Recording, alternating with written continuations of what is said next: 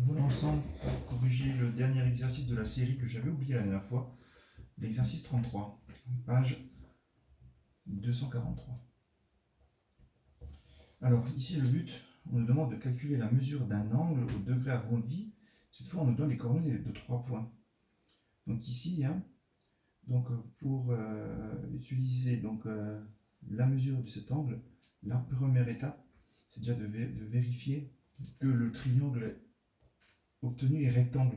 Parce que si le triangle ABC n'est pas rectangle, on ne pourra pas déterminer la mesure de l'angle ACB. Donc l'idée va d'abord de démontrer est-ce que le triangle ABC est-il rectangle. Donc pour cela, ça nous fait penser au devoir en temps libre de la semaine dernière.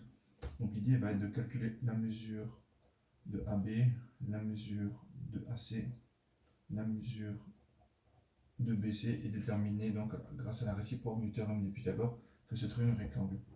Donc on y va, donc xb moins xa au carré plus yb moins yk au carré pour le premier.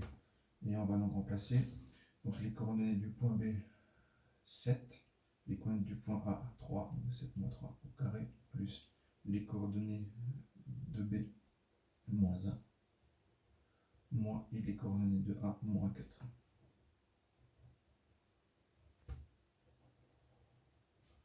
Ce qui nous fait 7 moins 3, ce qui nous fait 4, 4 au carré 16, plus moins 1, plus 4, 3, 3 au carré 9. Ce qui nous fait donc 16 plus 9, racine de 25. Alors si on veut, on peut réduire, ce qui donne 5. Même chose avec AC, XC moins XA au carré plus YC moins YA au carré. Donc coordonnées du point C 13, moins coordonnées du point A qui était 3, on l'avait d'avant, plus coordonnées du point C moins 9, moins 4.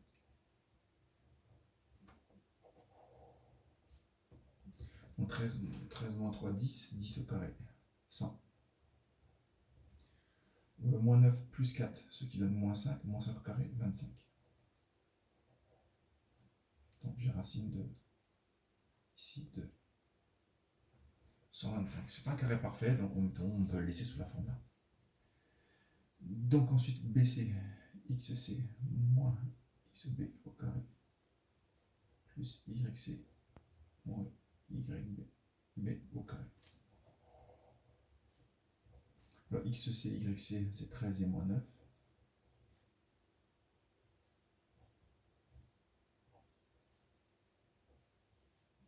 Moins coordonnées du point B, coordonnées du point B, 7, moins 1.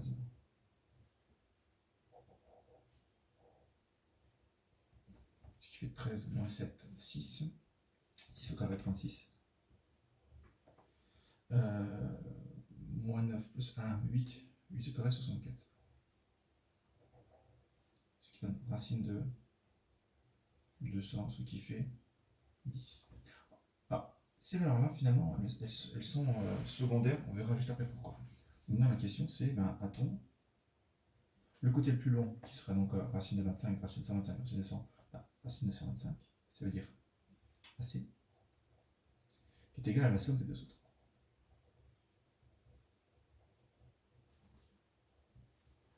D'une part, on va calculer la longueur au carré du côté le plus long. Alors, racine de 125 au carré, ce qui donne donc 125. Parce que racine de carré de fonction inverse annule donc les fonctions et il nous reste 125. Et d'autre part,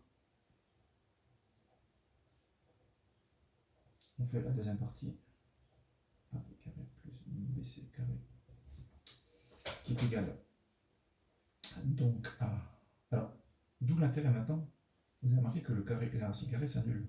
Donc, si on fait 5, il faudra calculer le carré. Donc, si on fait racine de 25 au carré, on aura directement la réponse, ce sera 25. Et pour BC, pareil, racine de 100 carré. Je laisse la forme de racine carrée, parce que racine carrée de 25 au carré, ça fait 25, et racine de 100 au carré, ça fait 100. Ils 225, ça fait 125. Et là, on observe donc on a les deux mêmes valeurs. On a donc AC carré qui est égal à AB carré plus BC carré, donc d'après la réciproque du théorème de Pythagore, le triangle ABC et rectangle. Alors, en quel angle? On réfléchit.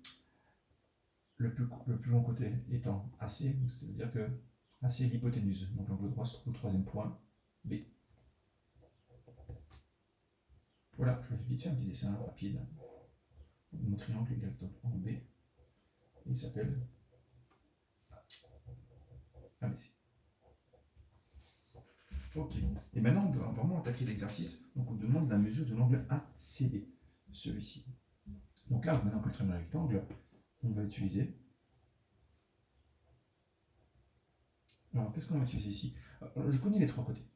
Comme je connais les trois côtés, n'importe quelle formule trigonométrique fonctionne. On va dire, on va utiliser le cosinus.